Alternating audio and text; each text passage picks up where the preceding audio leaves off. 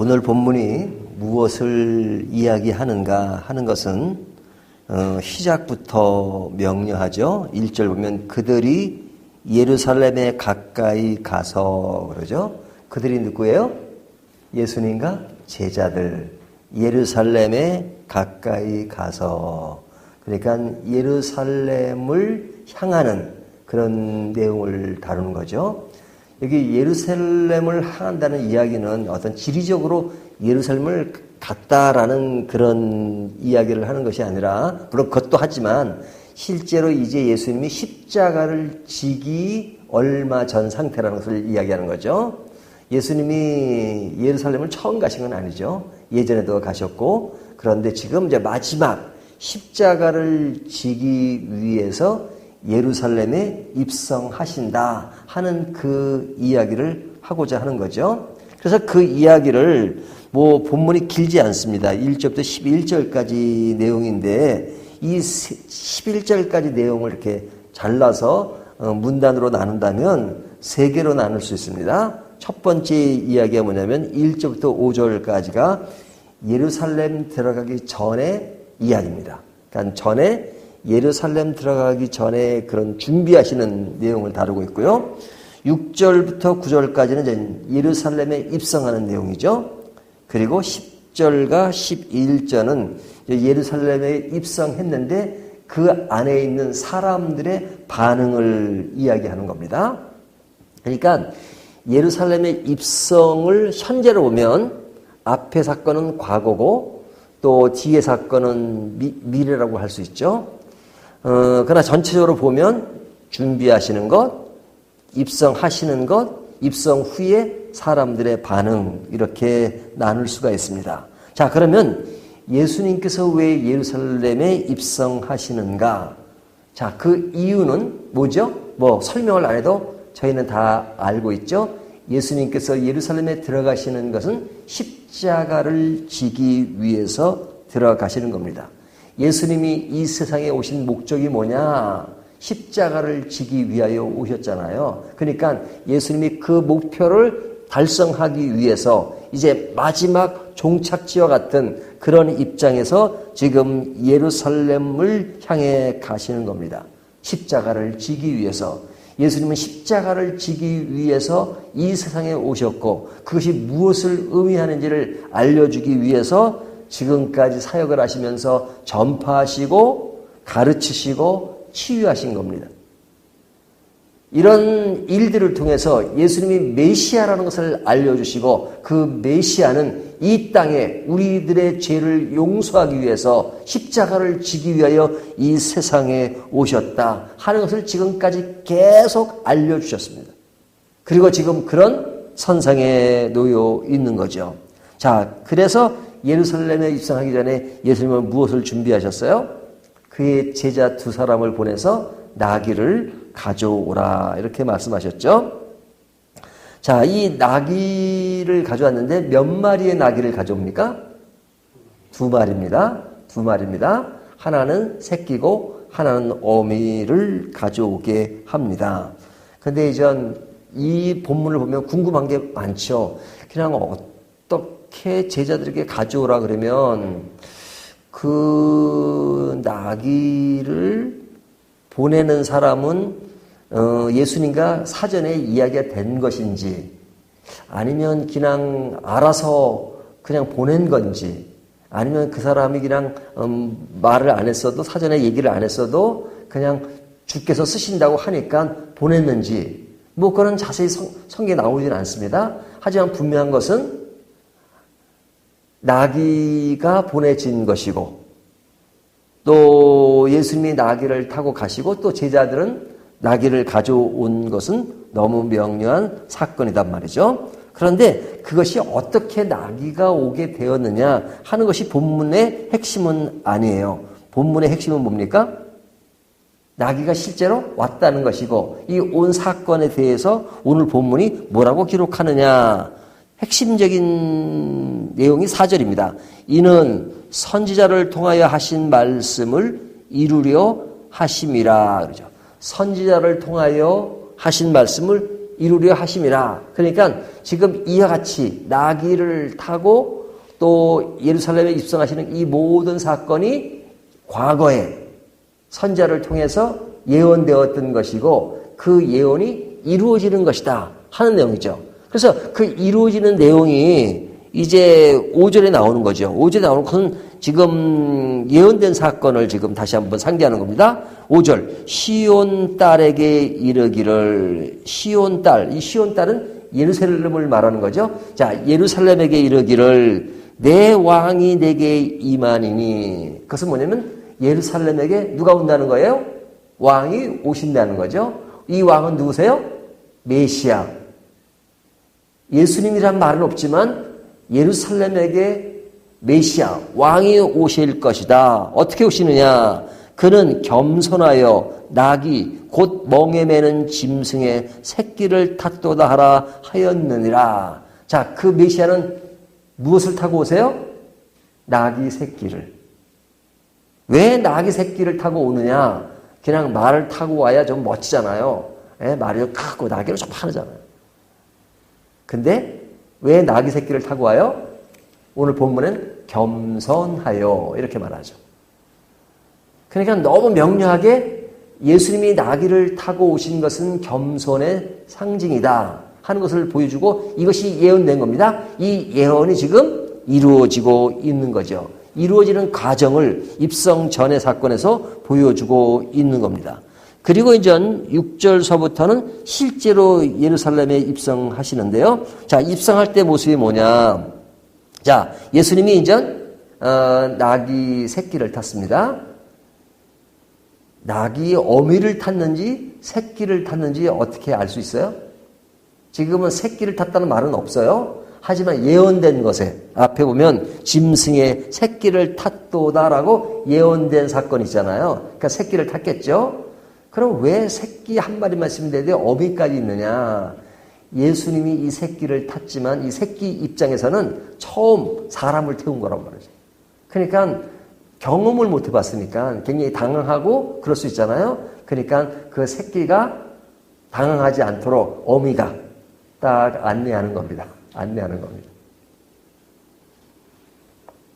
그래서 여기 두 마리의 나귀가 있는데 예수님이 그 새끼에 타시고 그 어미 나귀가 새끼를 인도하고 그럴 때 이제 제자들이 그 낙타 위에 옷을 얹고 또 지나가는 길에 옷을 깔고 또 여기에 이제 나무 가지를 베어 깔고 그리고 사람들이 어떻게 반응했습니까?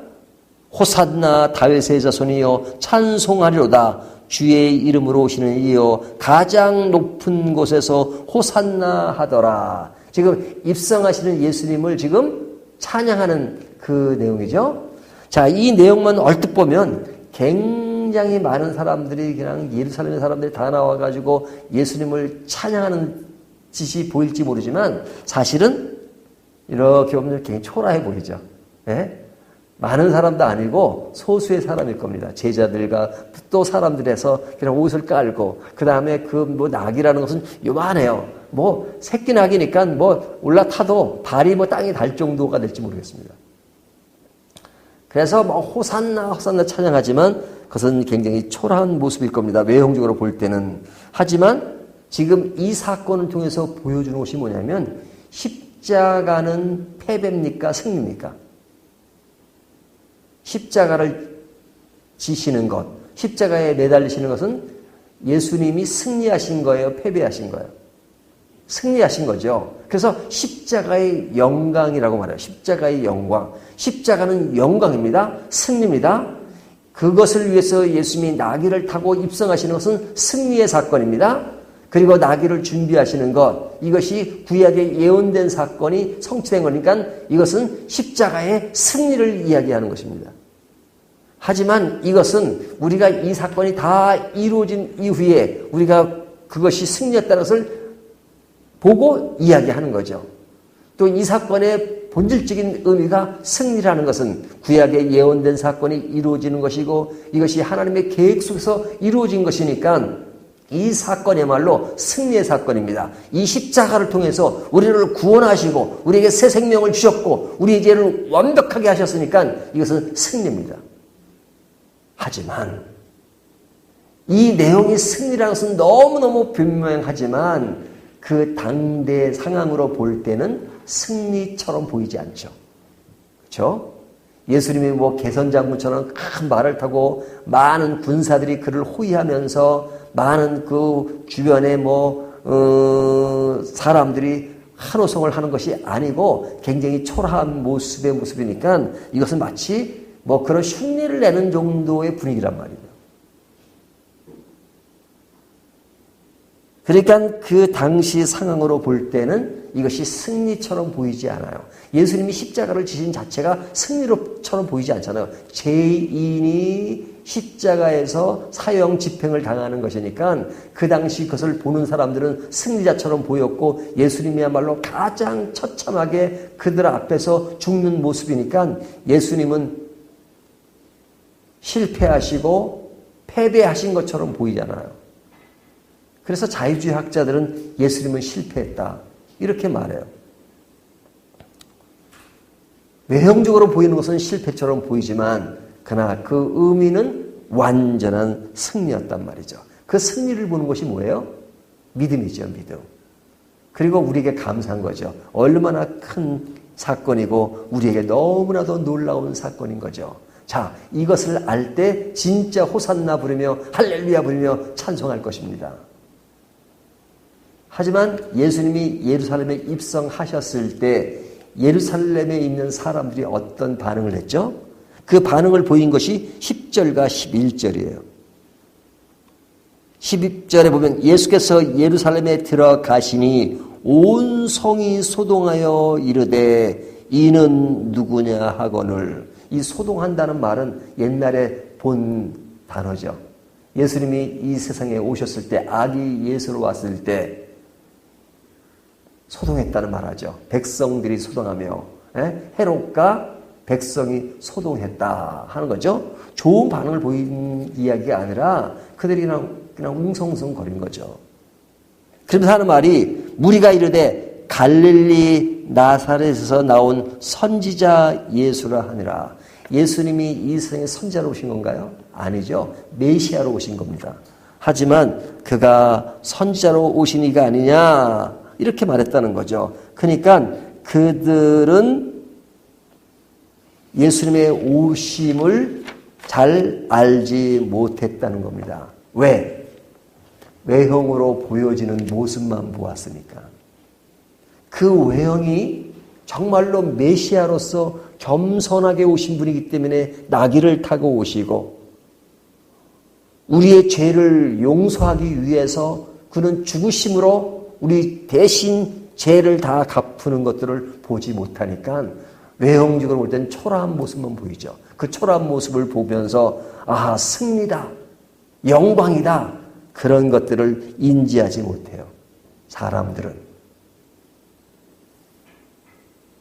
그러나 그분이 하시는 모든 사건이 하나님의 계획 속에서 우리의 죄를 용서하시고 그 용서하시는 방법이 십자가를 지시는 것이고 그래서 높으신 하나님이 인간이 되셔서 가장 낮은 모습으로 나귀를 타고 오시는 그 의미를 안다면 우리는 진정 이 사건을 보고 소동하는 것이 아니라 기뻐하며 감사하며 정말로 눈물을 터뜨리며 감격의 눈물을 흘릴 수밖에 없는 사건이잖아요. 하지만 그것을 모르니까 소동하는 모습. 그것이 오늘 보여지는 말씀이죠. 자, 이 사건을 통해서 우리들은 어떤 교훈을 받아야 하는가? 여러분, 예수 믿는 것이 화려해 보입니까? 어떨 때는 참 예수 믿는 것이 화려해야만 될 것 같아요. 모든 것이 충만하고 모든 것이 넘치고 모든 것이 안정적이고 모든 것이 평화롭고 모든 것이 잘 되는 것이 그리스도인의 삶이고 그리스도의 모습인 것 같아요. 그런데 그런 모습을 성경은 무엇이라고 이해합니까? 수고하고 무거운 짐진 자들아 다 내게로 오라 내가 너희를 편히 쉬게 하리라. 분명히 성경은 편히 쉬게 하자고 말씀하셨어요. 실제 편안하세요? 아닐 때가 더 많잖아요. 그러니까 하나님이 우리를 초청하는 것은 정말로 그 내용 속에 하나님과 더불어 사는 삶이 우리에게 진정 평하고 기쁨인 것을 분명히 말씀하십니다. 하지만 그것이 세상 사람들이 말하는 그러한 외적인 평안과 기쁨이라고 생각한다면 실망할 것이 더 많죠. 하나님과의 깊은 영적 관계 속에서 오는 그 기쁨, 그 즐거움이 나를 지배하지만 그러나 세상에서 겪어야 하는 많은 일들은 우리를 너무너무 힘들게 할 때가 많아요. 그것만 보면 아이고 예수를 믿어도 뭐 달라지는 게 없네. 왜 이렇게 나는 힘든 거야? 나는 왜 고달픈 거야? 나는 왜 이렇게 초라한 거야? 그렇게 생각할 수 있잖아요. 그것은 왜 그래요? 예수님이 오신 나귀의 모습, 십자가를 지고 죽으시는 모습만 보면 굉장히 초라해 보이고 실패한 것 같고 결국 그것이 우리를 구원하는 것처럼 보이지 않을 수가 있죠. 하지만 그것이 이미 하나님의 계획 속에서 예언된 것이고 예언이 성취된 것이고 그 성취되는 과정이 실제로 이루어지고 그것을 그런 시각으로 보면 와, 이 사건이 결코 가벼운 사건이 아닌데 그리고 할렐루야를 부르고 아 진정 이것이 기쁨인 것이구나. 이것이 평화로운 것이구나. 이것이 우리를 즐겁게 하는 것이구나. 우리를 감사하게 하는 것이구나. 이것을 볼 수 있게 되죠. 그러니까 우리의 신앙이라고 하는 것은 우리 앞에 벌어진 모든 사건을 어떤 시각으로 보느냐에 달린 것입니다. 그것을 믿음의 시각으로 보는 사람은 그 속에서 승리와 한의와 평화와 기쁨을 보는 것이고 그것을 보지 못하는 사람은 그냥 내가 겪고 있는 이 상황, 외적인 상황만 보기 때문에 나를 힘들게 한다고 생각하는 겁니다. 내가 지금 외적으로는 지금도 힘들 수가 있습니다. 하지만 그럴 때일수록 이런 힘든 사건을 통해서 하나님이 진정 우리에게 보여주시는 것이 무엇인지를 바라볼 수 있는 것, 이것이 십자가의 승리인 것입니다. 십자가의 영광인 것입니다. 십자가 그 자체는 고독이고 슬픔이고 힘든 것입니다. 하지만 그 의미를 아는 것은 우리를 영화롭게 하는 것이고 우리를 승리케 하는 것이고 우리를 기쁘게 하는 것이고 우리를 영원한 생명에 얹어있게 하는 것입니다. 이것을 느끼는 저와 여러분이 되시기를 주님의 이름으로 축원합니다.